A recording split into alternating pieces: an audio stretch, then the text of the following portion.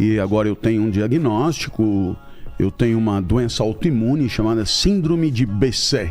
E essa é uma doença muito violenta, chamados remédios biológicos, daram tantos problemas na vista, na boca e...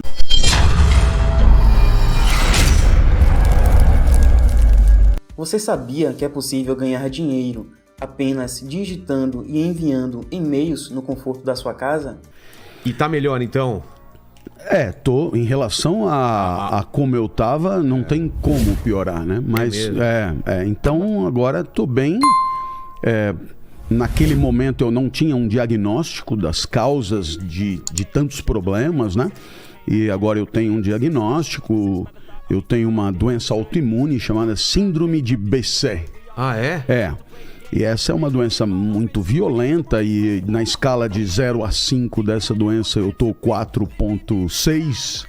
Então ela já é ruim, então eu tenho que controlar com uma medicação muito especial chamados remédios biológicos, que são em forma de injeção sempre e tal. Então é um tratamento difícil, mas tem conseguido segurar muito a onda dos ataques que me dava, que suscitaram tantos problemas na vista, na boca e o problema na vista veio a partir dessa? Veio a partir daí, no final a síndrome de BC é um médico turco, né? E ele, ele identificou essa patologia, que é muito comum da Turquia para o Oriente, por isso ela é chamada também de doença da Rota da Seda, né? E ele identificou essa doença, daí a doença tem o nome dele, e a doença é uma vasculite, no final das contas. Quer dizer, você tem inflamação nos vasos sanguíneos o tempo inteiro, né? E essa é a consequência do corpo se atacar, como toda doença autoimune. Então, a doença autoimune, o corpo se ataca. O corpo se ataca. Ele entende errado. Ele entende errado e ele se ataca. Como se tivesse um perigo externo. Como se tivesse um perigo externo, mas é interno. Então, toda doença autoimune é assim. Agora, a BC das doenças autoimunes tá entre as mais graves, né? E, portanto, você tem que baixar muito a imunidade. Baixar, claro. Nossa. É estranhíssimo. Eu jamais, por exemplo, poderia tomar uma vitamina.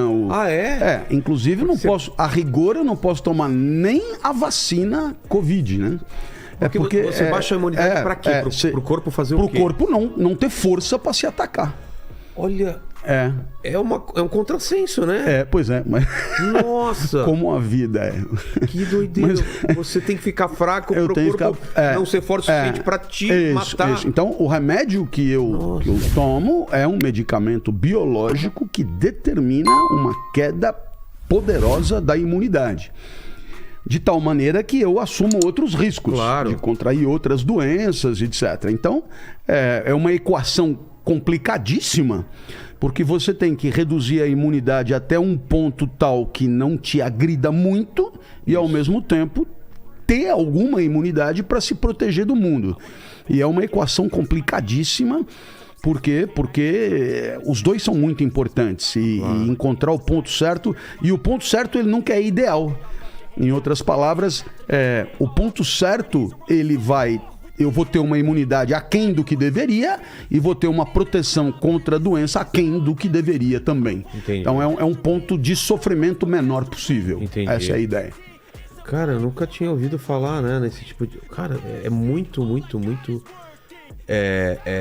Você tem que fazer exames recorrentes para estar medindo essa... Exato. No final das contas, é muito em cima dos sintomas. Exato, mesmo, né? Então... Eu, por exemplo, nesse momento eu estou muito bem, né? Porque o pior problema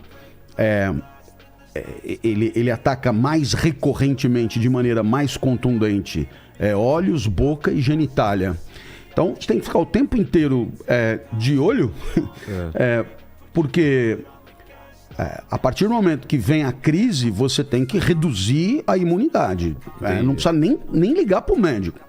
Sabe? Tem que atacar a imunidade. Como os remédios industriais comuns, eles são pouco eficientes para um nível de BCE como eu tenho, então é ter sempre uma injeção por perto, uma coisa assim, para segurar a onda, porque se a crise atinge o pico, ela é devastadora, como foi naquele momento nos olhos que eu... Teve um tumor, né? Tumor, no olho esquerdo. no olho esquerdo, por detrás da retina.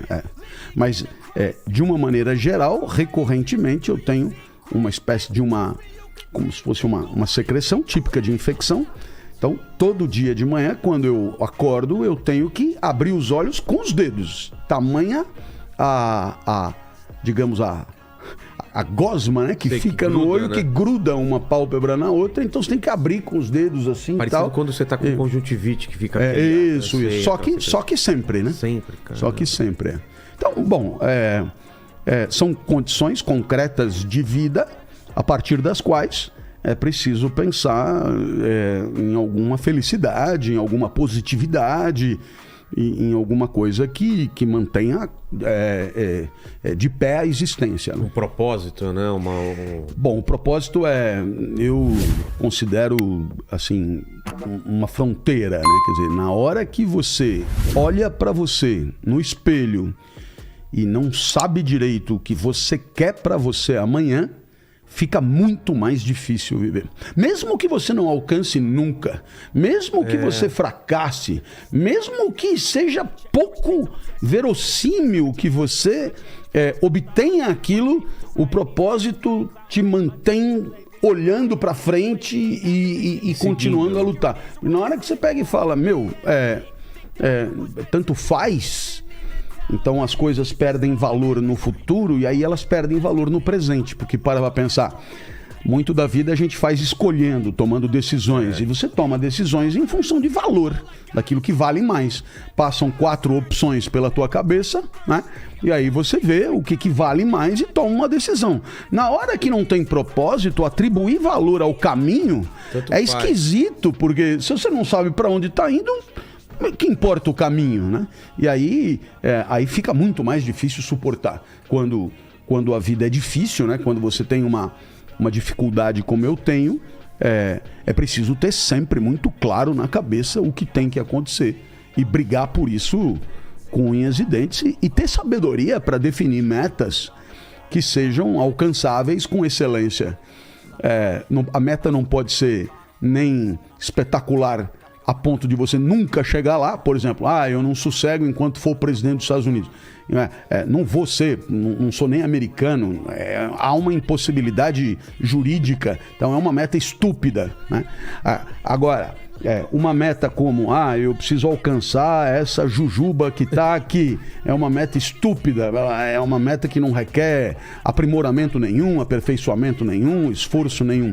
Então a meta, ela precisa ser uma meta inteligente, desafiadora, mas execuível, conquistável, e aí ela terá esse efeito potencializador que ela precisa ter. Você sabia que é possível ganhar dinheiro apenas digitando e enviando e-mails no conforto da sua casa? Você usa a sua internet só para redes sociais e ainda não ganha nada por isso? Sua realidade agora irá ser diferente. Saiba que existe uma nova forma de ter uma renda extra de verdade sem sair de casa. Trabalhe apenas copiando, colando, publicando e enviando. Simples assim. Receba todo o material pronto e só faça seguir o passo a passo que é ensinado no material de treinamento. Basta somente ter um computador ou celular com acesso à internet e, é claro, o material de trabalho.